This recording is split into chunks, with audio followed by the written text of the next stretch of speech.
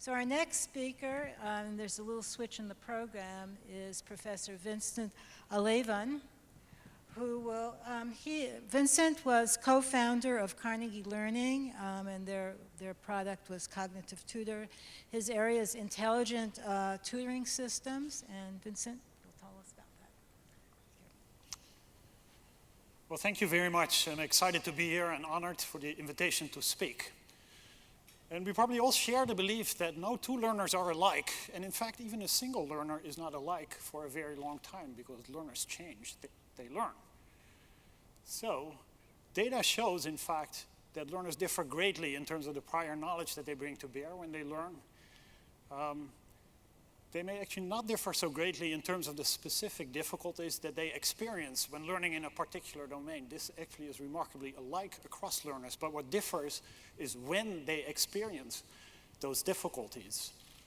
And this creates a challenge for instruction. How can instruction take into account that learners are different, have different knowledge, to adapt to individual learners, taking into account that they're changing? And technology can help, and in particular, intelligent tutoring systems can provide this adaptive support to learners, and I should add, can do so in a way that is very complementary with the things that good teachers can do. But I should also point out that the most adaptive features of intelligent tutoring systems are rarely found in today's e-learning landscapes in MOOCs, online courses, Khan Academy. So there's a great opportunity for synergy here to combine the best features of both types of systems.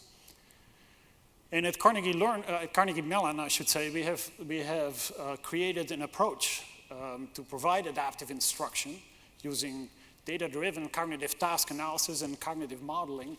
And our scientific studies show that this can actually make learning twice as effective. And this depends on using the tools of cognitive science to study learners very carefully before designing instruction. So we know about their thinking, we know about their learning, we know about the difficulties they encounter, and we can create instruction that really focuses on those difficulties. This approach, for instance, was taken with great success at Carnegie Mellon, where researchers worked on a statistics course. So they started out studying data from students in the original version of the course and analyzed it carefully using educational data mining methods. So they knew what was hard for learners, which parts of the targeted statistic knowledge they were not learning. And then they overhauled the course, adding activities, subtracting activities, generally increasing the amount of learning by doing that happened in the course, and really focusing on the parts that was hard. And then they conducted a scientific study comparing the old and the new, and found that in the new course, students learn more, and they learned in half the time. So I would call this a spectacular success of this data-driven cognitive task analysis approach for improving instruction. And can we do even better? And I would argue, yes, intelligent tutoring systems use cognitive modeling to adapt to individual learners. So here you see the Algebra Cognitive Tutor, a pioneering intelligent tutoring system that was originally created at Carnegie Mellon and is now being marketed by Carnegie Learning, the spin-off company. So here you see what 9th grade students are using in their algebra courses. So here we are at the end of a problem, the students have finished it. It's about comparing cell phone plans, and the student has used different representations, tables, has graphed the two cell phone plans to see when one might be better, has used the equations. So it's an elaborate problem using different mathematical representations. And the tutor provides adaptive guidance in this problem to learners, so it can follow them the way they go through the problem and react to their individual errors and their individual strategies. It provides real-time help along the way, at every step along the way. There is feedback when needed, there are hints, there are specific error messages. And so the system keeps the student on the productive path and reduces floundering. And as you can imagine, this kind of interactive experience on these rich problems is much better than waiting for the next day until you get teacher feedback. That just comes too late. It's also better than answers at the back of the book because these problems are large. And if you get the answer wrong, you still have a huge task to figure out where you went wrong. And it may also be better than just asking your sibling for help because, well, who knows what kind of promises they will extract in exchange for that help. So this is one reason why this is effective. Another is individualized problem selection. So as the student is working, The software is constantly assessing them and building a model of their skills, tracking their individual knowledge growth, and then using that to select problems on an individual basis to support mastery learning. So each student gets just the right amount of problems. And if you go to classes that use this kind of software, you'll see that some students are still on Unit 4, whereas other students are already on Unit 11. It's very self-paced, and this helps make it effective. And as mentioned, this kind of detailed guidance in complex problems is largely absent from current e-learning, from current MOOCs, online courses, Khan Academy. They don't have this. So there's this opportunity for synergy. This software has been successful commercially. So Carnegie Learning is a spin-off company. Its product is used for middle school and high school mathematics. About 600,000 students every year use it. And the New York Times took notice, visited a school in the Bronx a few years back where this software was being used. There's also ample scientific evidence that this software is really effective. Most recently, the RAND Corporation, so an independent third party, conducted a study with as many as 17,000 students, funded to the tune of $6 million by the US Department of Education, in which it compared cognitive tutor algebra, so a curriculum of which this software is an integrated part, versus business as usual, whatever algebra curriculum the school happened to be using. And at the end of the school year, it found that the cognitive tutor group had learned twice as much as the business as usual group. In other words, another example of how this cognitive modeling, and here combined with adaptive instruction, can double students' learning. Increasingly, this cognitive modeling and cognitive task analysis approach is being done in a data-driven manner. And here, Carnegie Mellon has also led the way.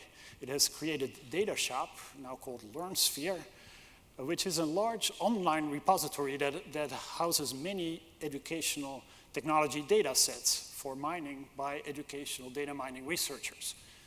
And it also provides a set of tools that help with this kind of analysis, with the cognitive task analysis, studying student learning in just the manner that I described. So to get a good sense of what it is that students are learning, what it is that they're not learning, and not only that, but also to get a sense for whether the knowledge they're learning is actually appropriately general and abstract and not overly specific, so that it wouldn't transfer. Now you might ask, and a previous speaker alluded to this, like, okay, if this software is so effective, then why is it not more widespread? And I believe one of the reasons is that it has been hard to build traditionally, and this is a challenge that my colleagues and I are working hard to tackle at Carnegie Mellon, and we've had some success. We have created authoring tools, the Cognitive Tutor Authoring Tools, that non-programmers can use to build this kind of adaptive software with just the adaptive features that I described. And the software supports various end-user programming techniques, such as drag-and-drop interface building and programming by demonstration.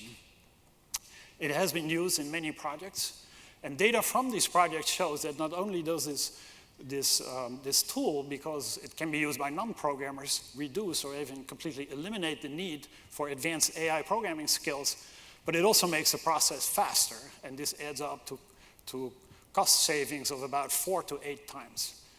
So a good success in that regard. And these tools we have used to build many systems that have been used in classrooms. For example, there is MathTutor. This is a free open access website with intelligent tutoring software for middle school grades 6 through 8.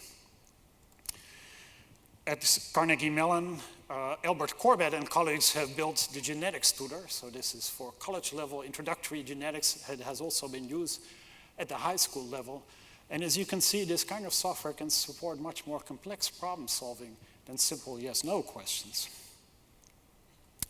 We've also built Lynette, a simple equation solving tutor, which so for 7th and 8th grade students, just basic math skills that are important in many fields.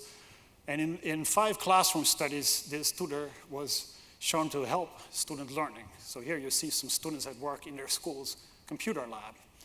In one of those studies, we actually compared learning with Lynette against learning with Dragonbox, which you may have heard of. It's a popular algebra game.